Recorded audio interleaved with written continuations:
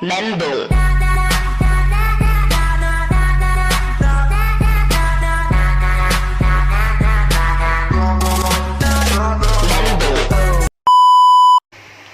Assalamualaikum warahmatullahi wabarakatuh.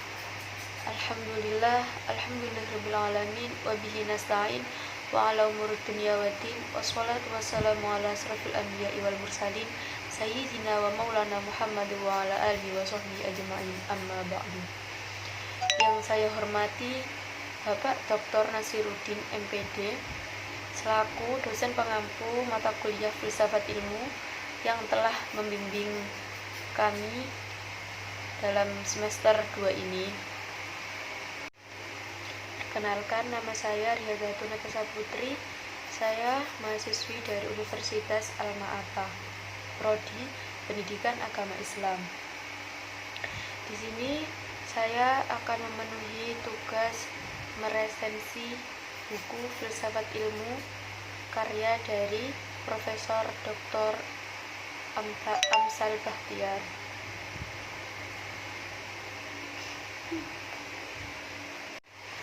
Buku ini berjudul Filsafat Ilmu, karya dari Profesor Dr. Amsal Bahtiar, dosen Fakultas Usuluddin dan Filsafat di UIN Jakarta. Buku ini cetakan ke-11 tahun 2012. Buku ini dicetak di Karisma Putra Utama Offset. Tebal buku ada 266 halaman. Buku ini berguna terutama untuk menyelami dan memperluas wawasan tentang hakikat dan makna ilmu secara filosofis. Filsafat dan ilmu adalah dua kata yang saling terkait, baik secara substansial maupun historis, karena kelahiran ilmu tidak lepas dari peranan filsafat. Sebaliknya, perkembangan ilmu memperkuat keberadaan filsafat. Pokok pembahasan dari buku Filsafat Ilmu ini mencakup sejarah perkembangan ilmu, objek, metode, dan tujuan ilmu, secara hakikat, sumber pengetahuan, dan kriteria kebenaran. Pembahasan ini penting agar mahasiswa dapat lebih kreatif dan inovatif dan berpikir sesuai dengan aturan-aturan ilmiah, memberikan spirit bagi moral yang terkandung pada setiap ilmu, baik ontologis, epistemologis, maupun aksiologis, menyadari bahwa ilmu yang diperoleh jauh mencukupi. Buku ini memiliki 6 bab pembahasan. Setiap bab saling berkaitan dengan bab-bab lainnya. Pokok pembahasan dalam buku ini adalah tentang perkembangan ilmu dan teknologi, hakikat dan sumber pengetahuan, dan kriteria kebenaran. Di samping itu, filsafat dalam buku ini juga membahas persoalan objek, metode, dan tujuan ilmiah.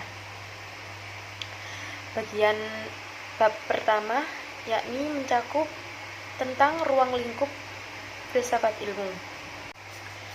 Pada dasarnya, setiap ilmu itu memiliki dua macam objek, yaitu objek material dan objek formal.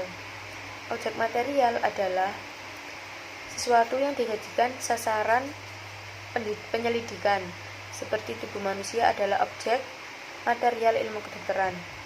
Adapun objek formalnya adalah metode untuk memahami objek material tersebut, seperti pendekatan induktif dan deduktif. Filsafat sebagai proses berpikir yang sistematis dan radikal juga memiliki objek material dan objek formal.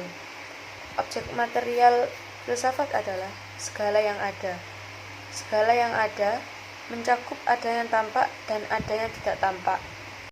Adapun objek formal filsafat adalah sudut pandang yang menyeluruh, radikal, dan rasional tentang segala yang ada. Filsafat dalam bahasa Inggris yaitu filosofi.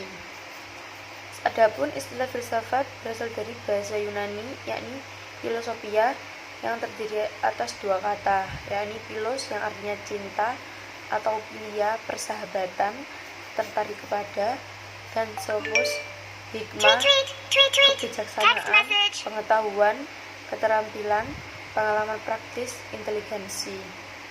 Jadi, secara etimologi, filsafat berarti cinta kebijaksanaan atau kebenaran, atau bisa disebut dengan love of wisdom. Orangnya disebut filosof yang dalam bahasa Arab disebut filosof. Salah satu subbab dari bagian penjelasan ini adalah penjelasan tentang pengertian ilmu, persamaan, dan perbedaan antara filsafat dan ilmu. Oleh penulis, dijelaskan bahwa ilmu adalah bagian dari pengetahuan. Ilmu merupakan pengetahuan yang tersistem dan terukur, serta apa yang dibuktikan kebenarannya. Sementara pengetahuan adalah informasi yang berupa common sense yang belum tersusun secara sistematis. Dan filsafat ilmu merupakan kajian secara mendalam tentang dasar-dasar ilmu, sehingga filsafat ilmu perlu menjawab persoalan ontologis atau bisa dimaksud dengan objek telaah. Memasuki bab yang kedua, yakni membahas tentang sejarah perkembangan ilmu.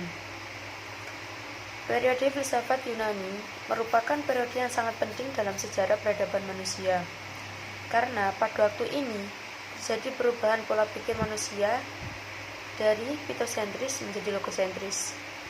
Pola pikir mitosentris itu sendiri adalah pola pikir dari masyarakat yang selalu mengandalkan mitos. Kalau pola pikir logosentris itu pola pikir yang menggunakan logika. Perubahan pola pikir tersebut kelihatannya sederhana, tetapi implikasinya tidak sederhana karena selama ini alam ditakuti dan dijauhi, kemudian ditekati, bahkan dieksploitasi.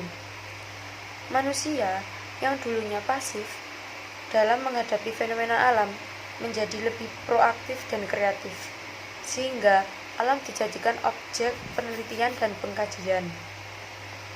Dari proses inilah kemudian ilmu berkembang dari rahim filsafat yang akhirnya kita nikmati dalam bentuk teknologi. Karena itu, periode perkembangan filsafat Yunani merupakan inti poin untuk memasuki peradaban baru umat manusia. Bagian ini juga dijelaskan sejarah perkembangan ilmu yang dimulai sejak peristiwa Fitnah Al-Kubra. Kemajuan mencapai puncaknya di zaman pemerintahan dinasti Umayyah dan dinasti Abbasiyah. Namun, kejayaan Islam berakhir dan runtuh dikarenakan kemunduran Iqbal yang disebabkan diterimanya faham Yunani. Lanjut memasuki bab yang ketiga, yakni membahas tentang pengetahuan dan ukuran kebenaran. Sebenarnya ada banyak definisi yang dikemukakan dalam buku ini. Namun, salah satu di antaranya menyatakan pengetahuan adalah kebenaran. Secara teori, hakikat pengetahuan dapat diperoleh melalui dua pandangan, yaitu pandangan realisme dan pandangan idealisme. Pengetahuan menurut pandangan realisme adalah gambaran atau kopi dari yang sebenarnya ada dalam alam nyata. Artinya, pengetahuan adalah benar dan tepat jika sesuai dengan kenyataan. Sementara, ajaran idealisme menegaskan bahwa pengetahuan yang benar-benar sesuai dengan kenyataan adalah mustahil. Pengetahuan adalah sebuah proses mental yang bersifat subjektif. Memasuki bab bagian yang keempat, yakni membahas tentang dasar-dasar ilmu yang dibagi menjadi 3 bagian, yaitu ontologisme, epistemologi, dan aksiologi. Menurut bahasa, ontologi ialah berasal dari bahasa Yunani, yaitu on atau ontos, yang arti ada, dan logos adalah ilmu. Jadi, ontologi adalah ilmu tentang yang ada. Menurut istilah, ontologi ialah ilmu yang membahas tentang hakikat yang ada, yang merupakan ultimate reality baik yang berbentuk jasmani atau konkret maupun rohani atau abstrak. Yang kedua, secara epistemologi. Epistemologi adalah cabang filsafat yang berurusan dengan hakikat dan ilmu pengetahuan, pengandaian-andaian, dasar-dasarnya, serta pertanggungjawaban atas pernyataan mengenai pengetahuan yang dimiliki. Pengetahuan yang diperoleh manusia melalui akal, indera, dan lain-lain. Yang ketiga adalah aksiologi.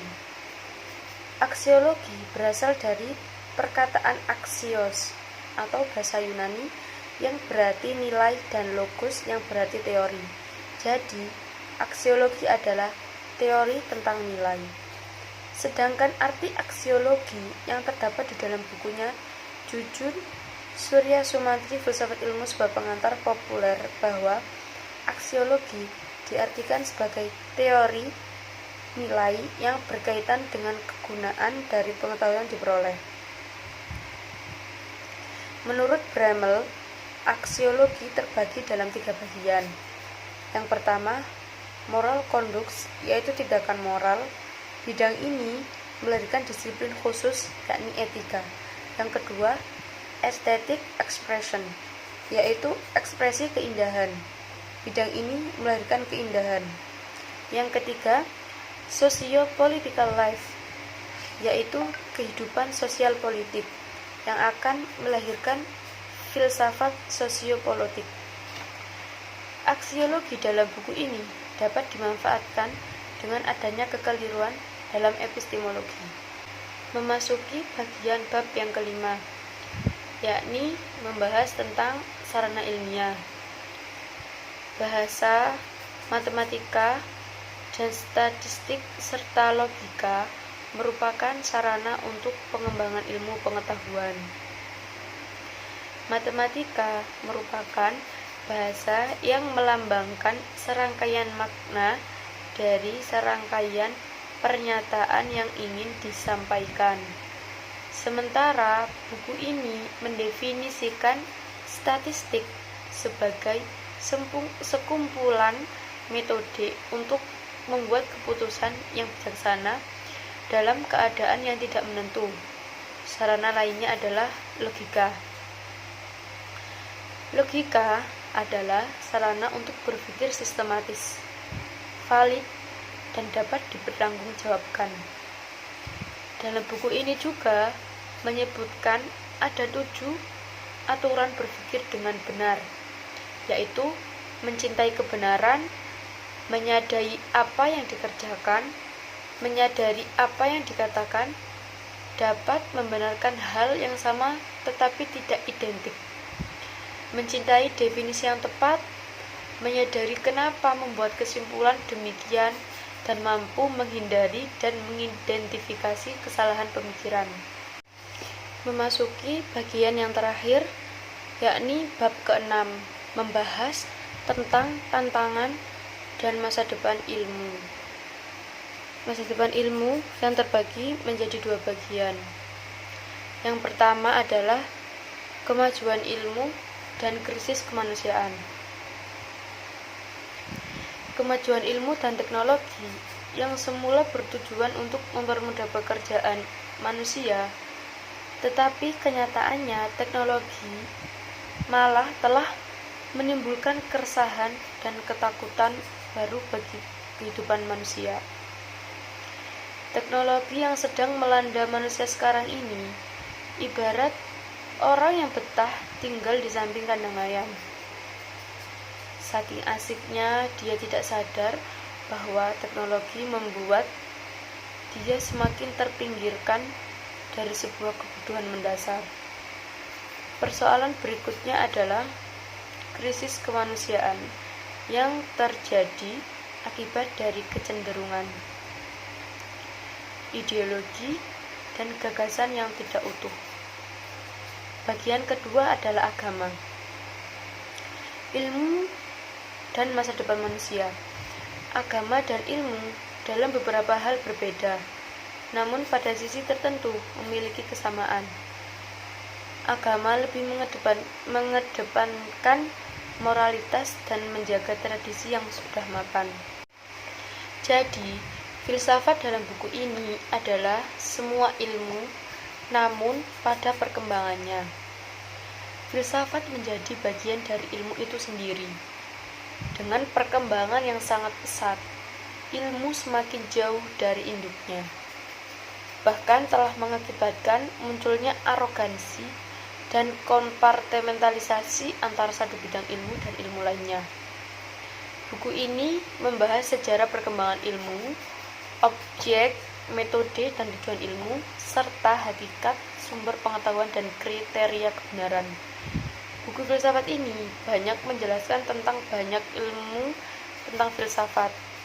Penjelasan yang jelas dan rinci disertai dengan contoh supaya pembaca dapat memahami dengan mudah penjelasan dalam buku. Alhamdulillah, itu saja yang bisa saya sampaikan dari meresensi buku ini. Kalau bila ada salah kata, mohon dimaafkan yang sebesar-besarnya karena saya juga baru belajar. Baik, kalau begitu, Assalamualaikum warahmatullahi wabarakatuh.